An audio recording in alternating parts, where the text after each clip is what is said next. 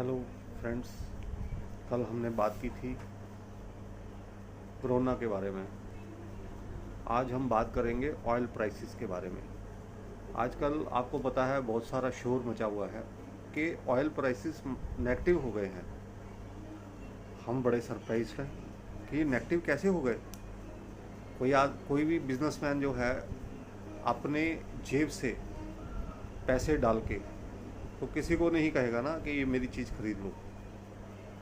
हमने बहुत बार सुना है कि किसान जो हैं उन्होंने परेशान होके अपनी फसलें जला दी, अपनी चीज़ें फेंक दी, क्योंकि उनके पास स्टोरेज कैपेसिटी नहीं होती। यही कुछ प्रॉब्लम ऑयल एक्सपोर्टिंग जो कंट्रीज़ हैं उनके साथ है। अब क्वेश्चन ये है कि हुआ क्या है। इंटरनेशनल जो मार्केट्स हैं उसमें ऑयल का प्राइस है, ऑयल का कोई प्राइस ही नहीं है।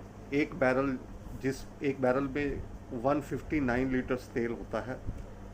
तो जो सऊदीया है या और कंट्रीज़ हैं उन्होंने कहा कि भाई ये ऑयल आप यहाँ से उठा लो और हम 35 सब्सिडी पर बैरल आपको सब्सिडी देंगे। 35 डॉलर पर बैरल सब्सिडी आपको मिलेगी। कितनी मज़ेदार बात है। और जब हम अपनी गाड़ी लेके बाज़ार जाते हैं तेल भरवाने, तो तेल हमें तो उतने का ही मिल रहा है। ये क्या खेल हो गया? क्या गवर्नमेंट हमारे साथ कुछ गड़बड़ कर रही है या कुछ और बात है? मैं इसके बारे में आपको बताना चाहता हूँ कि रशिया और सऊदीया के बीच में जो प्रॉब्लम जनवरी में हुई थी उसमें तेल के प्राइसेस 10 डॉलर पर बैरल पे आ गए थे। उस समय हमने बहुत सारा तेल खरीद लिया। आपको पता होगा कि जिसमें हम तेल रखते हैं उसको जेटी बोलते हैं, और साउथ इंडिया में मोस्ट ऑफ द हमारे पास जेटीज़ हैं जहाँ से तेल, और बॉम्बे के पास है। तो हमारी जो कैपेसिटी है 1 से 2 महीने की है जिसमें हम तेल रख सकते हैं।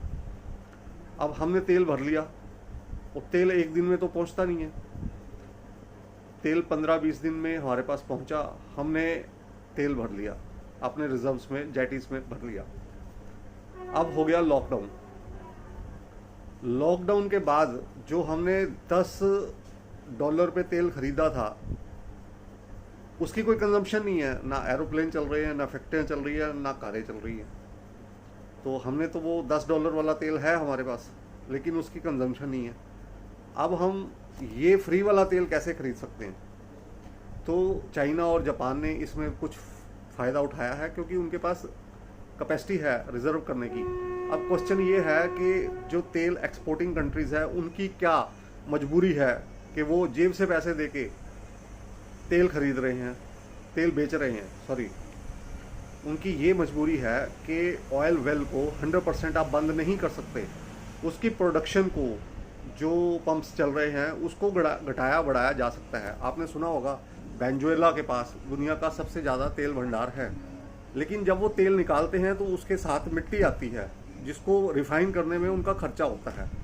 और जो अमेरिकन तेल है जिसको शेल ऑयल बोलते हैं, जो थोड़ा डिफरेंट तरीके से वो निकालते हैं, वो 50 डॉलर पर बैरल उसकी कॉस्टिंग ब्रेक इवन से ज़्यादा, जो break even plus profit 50 dollar वो कहते हैं हमें पड़ता है। तो ये फ्री वाले जो तेल है उसका हमें कोई फ़ायदा नहीं है। तो इसमें कोई मज़े वाली बात नहीं है, या हम ये नहीं कह सकते कि गवर्नमेंट जो है हमारे साथ कुछ प्रॉब्लम कर रही है या हमें फ्री में तेल मिलना चाहिए। और मैं आपको एक बात बता दूं कि ये जो तेल का कंपोनेंट है, जैसे दिल्ली है, उसमें लगभग 22 रुपये 98 पैसे जो फिक्स है एक्साइज ड्यूटी है, और 14 रुपये 79 पैसे, मतलब 14 रुपीज़ एंड 79 पैसा इसमें वैट कंपोनेंट है, और डीलर कमीशन है 3 रुपये 54 पैसे। ये फिक्स है। तो अगर 0 रुपये पे भी तेल आएगा तो 41 रुपये 31 पैसे तो फिर भी कॉस्ट करना ही करना है। हमें कभी फ्री में तेल नहीं मिलने वाला। तो भाइयों, यही है तेल का खेल। मेरे को उम्मीद है कि आपको मेरी बात सुन के मज़ा आया होगा, और हम गवर्नमेंट को ब्लेम नहीं करेंगे। अगर आपको वीडियो अच्छा लगा तो लाइक कीजिए, शेयर कीजिए। Thank you very much.